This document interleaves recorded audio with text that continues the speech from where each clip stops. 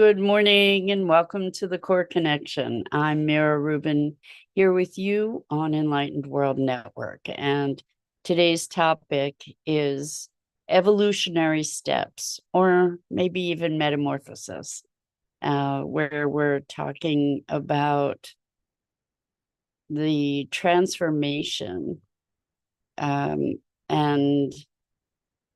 the transformation from one dimension of being to another, and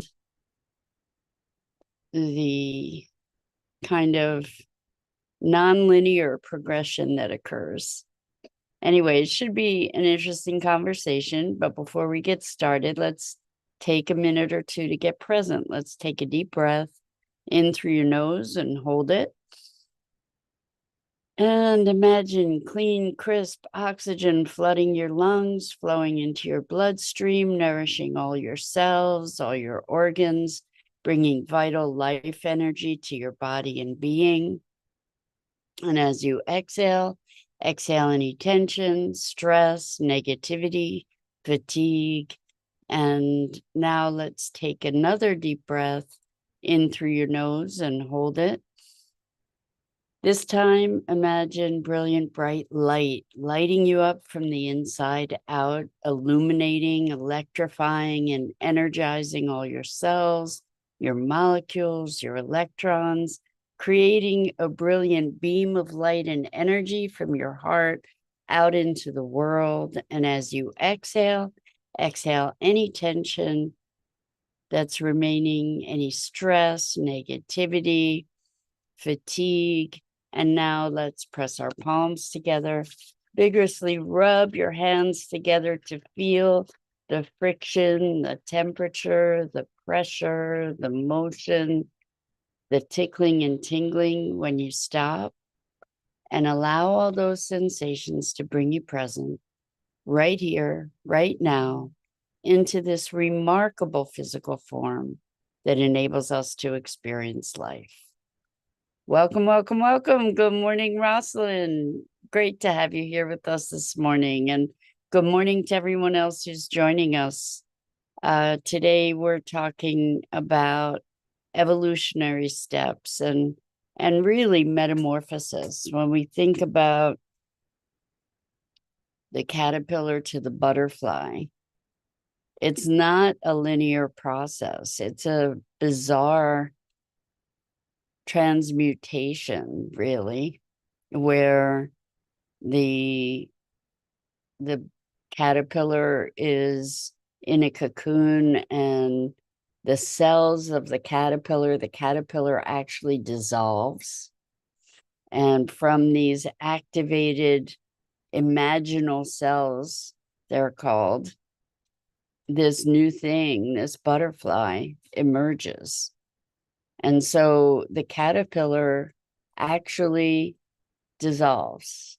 It's created into something that's unrecognizable before emerging into this butterfly. And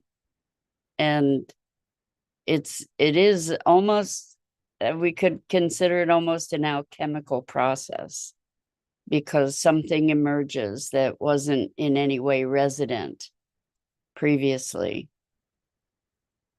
And when we go through our own transformations and our own evolutions, our own metamorphoses, well, I think that something not terribly dissimilar happens, where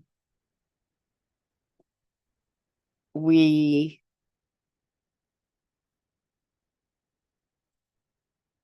dissolve the known in many ways.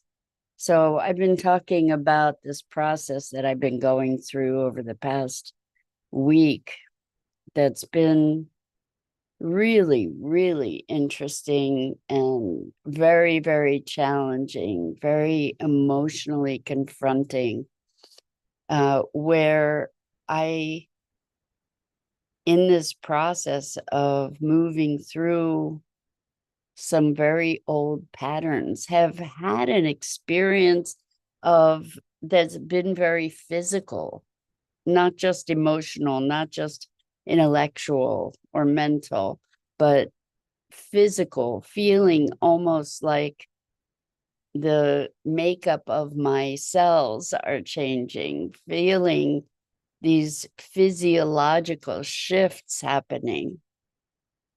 It's been super intense, super intense. And to be going through that and bear witness to it while experiencing it has been challenging, because there's been, and I have to use a word as extreme as onslaught of old patterns and feelings that really characterized my sense of self and existence for so much of my life. And, these things that we think we've purged or completed or whatever, this is certainly stuff that I had believed was complete, that was done. And here it just resurfaced with such a force that it was like pulling toxins, pulling it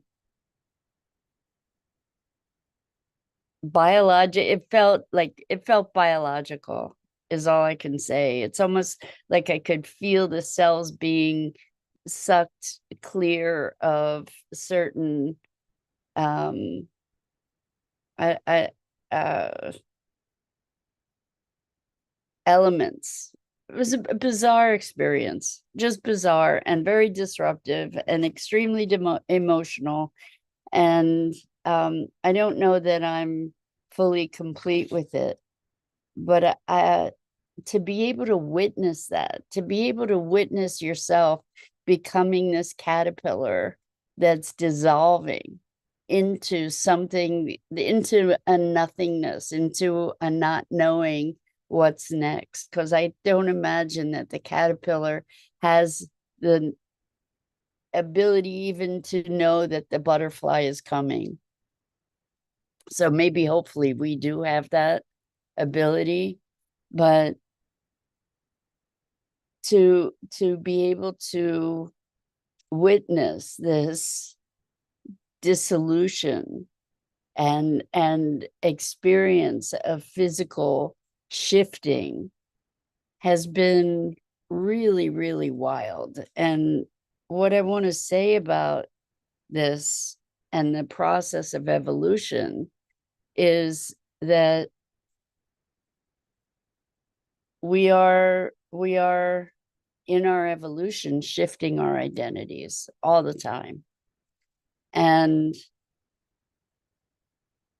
as one identity dissolves, we don't know what's going to show up next.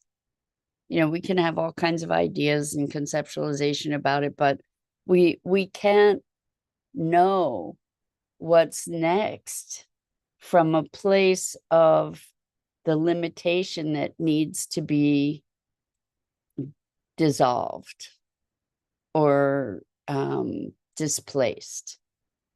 So it's a really interesting paradox, because we are called into this process. The caterpillar is called into making the cocoon that is going to be its demise, right? That is going to be its death and its resurrection, so to speak.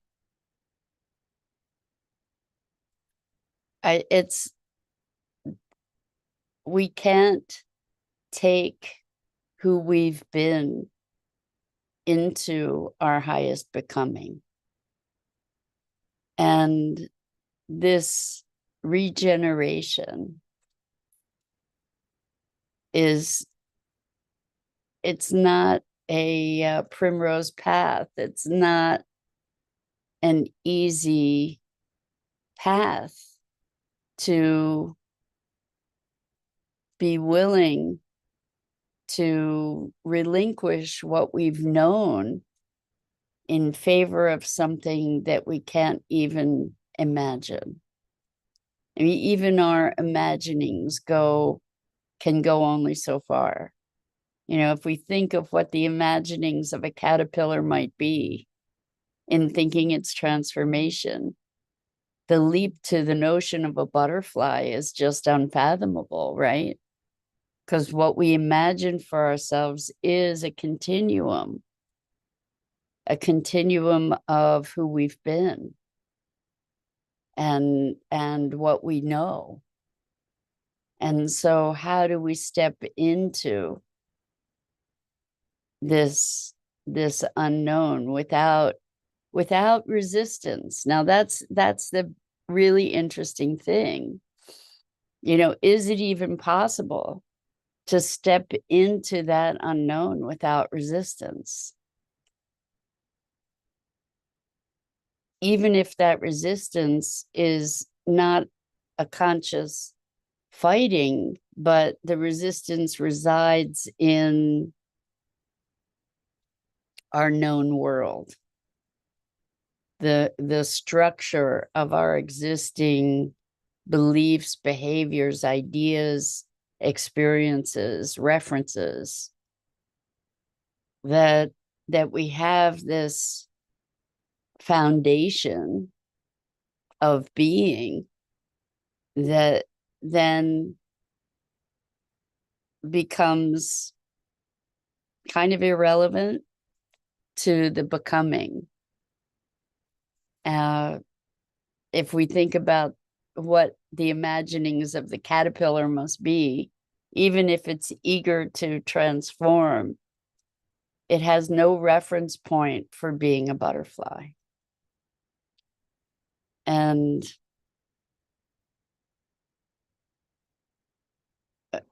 it's kind of like we're drawn to this transformation despite the cost being the obliteration of everything we've known in its way. To be moving toward the inconceivable because we have some notion of what we imagine it to be. It's kind of fascinating. It's kind of fascinating. And when we think about this evolution, it's like we have these frequencies of energy, belief, pattern, behavior, history, conceptualization,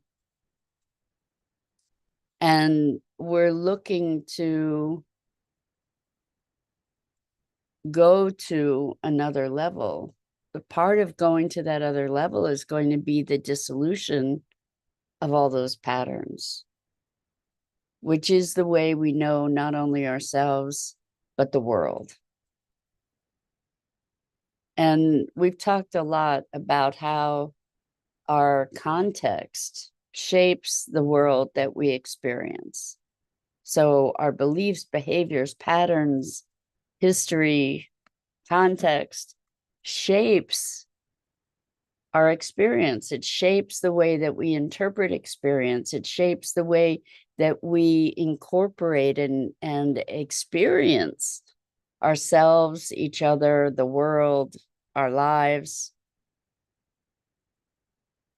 And in order to move to the next place, we can't take that with us. All the knowing that we know the world and ourselves through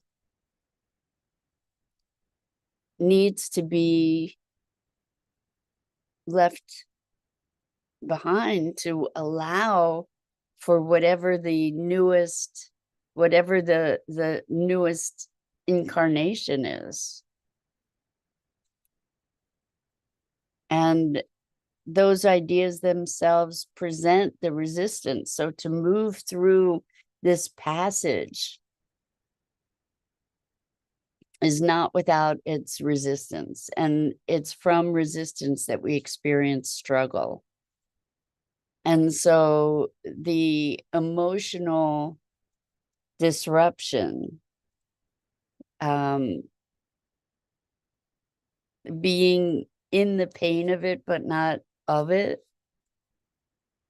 still there's this resistance. It's the resistance that creates the struggle, that creates more resistance. It's just this crazy loop of how do I break free of being myself, the self that I've known, to become the self that I came here to be. It's a really paradoxical kind of situation. It's, it kind of, we have these stories of superheroes, right? That transform from one state to another. And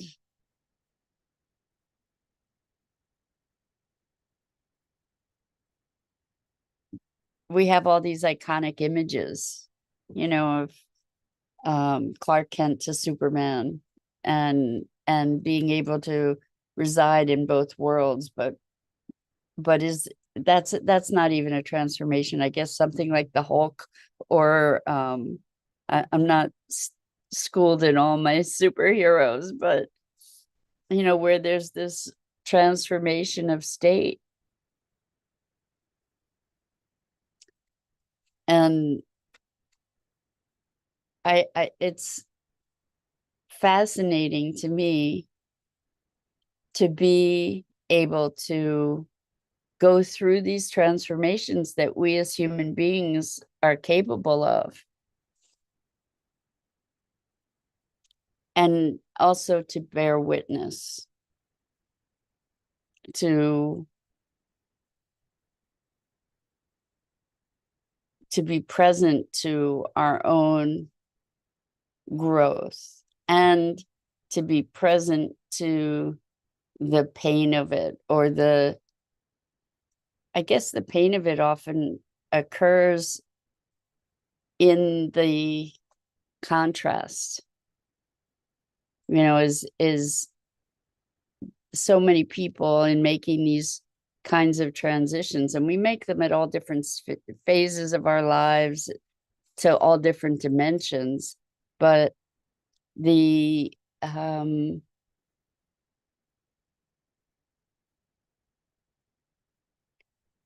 the discordance can make us feel like we're going crazy, because what we know is falling away, and the unknown is intruding, and things become unfamiliar and erratic and nonlinear and harder to make sense of.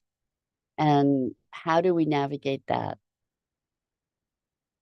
How do we expand ourselves into these quantum kinds of shifts that defy our linear rationality, right?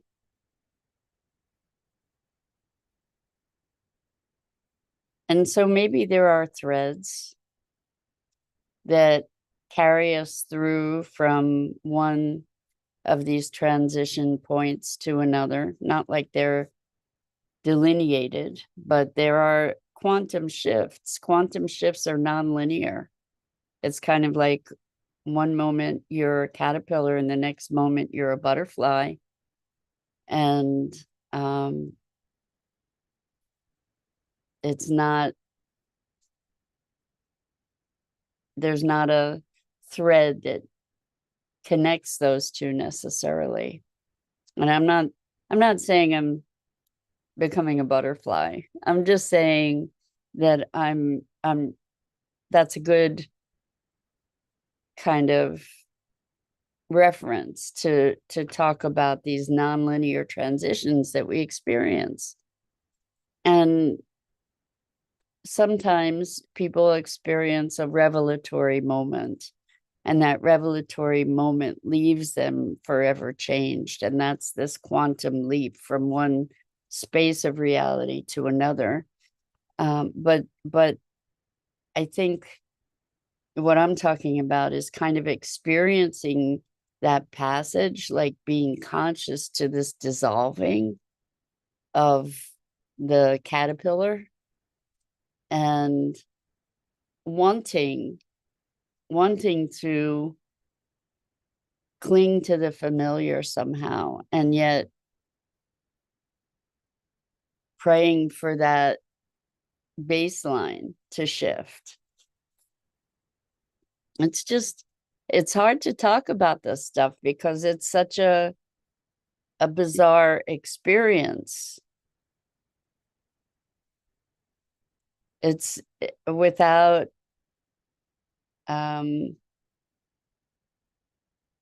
without a reference point in our daily cultural conversation. And yet so many of us who are moving into greater awareness or living with a commitment to awakening, so many of us experience these kinds of transitions, these purifications through fire, where it's kind of the phoenix burning up and re-emerging as something new, a new iteration of oneself. And I imagine that as we go through these transitions, it's kind of like some seeds are activated only through fire, because it clears that outer protective shell. And then because the timing is right, the fire is clearing that boundary, that barrier to their actual growth. Maybe that's part of what we experience in our evolutionary journeys, that we need these transitions of fire, the cleansing fire, the activating fire, that then makes our next stage of evolution possible. But it doesn't mean that passage is easy, right? It doesn't mean that there's anything wrong or bad about experiencing that resistance and that agony in its way of releasing the known, and that step into what can feel like insanity, or the edges of it, where we don't really know which end is up, kind of thing. Yeah, what I can say is it's whatever's going on, whatever the clearing is of these old patterns, it's been very tumultuous. And I'm here to say that that's okay. For those of us that are going through these transits, that are experiencing these clearings, it's okay. It doesn't have to be easy. And we don't have to make up stories about it. We don't have to make the suffering be worse than it is. We can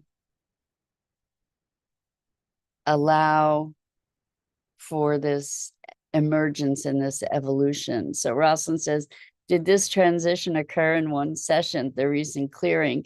It's still clearing, Rosalind, and it's not one session. It's been days and days of deep, profound emotion and feeling like physical, like something is being pulled out of me, even, like purging. That it feels like purging, and it feels like um all this emotion just ugh, like this dark black gook coming out and clearing. And it's been days and days, very intensively focused days and days. So I don't know what's on the other side of it. I feel like I've maybe gone through the worst of it. I'm not sure. It feels like there's probably remnants. Well, I know there's still remnants there. Um, but it's been one of the most intense clearings I can say I've experienced. And it's been prolonged and challenging. And I think because it was so much of who not only I was in my life for such a big part of my life, but also generationally. I think it's clearing generations. So we physically are a representative of the generations. We have physiological material information, if not even energetic information that has been passed from generation to generation. And even humanity, we're carrying seeds of the universe within us, right? So I think that there are depths, different clearings, whatever, go to different depths. And I don't know what this is. I don't know if it's my personal history, if it goes beyond that into the generations of my family or beyond that. I can just say it's been hell. It's been really so surprisingly emotional and energetic and physical. And yeah, I don't know what's on the other side of it. I don't know if I'll feel any different even. I'm still going through it. Lots of tears, lots of frustration, old griefs, old hurts, old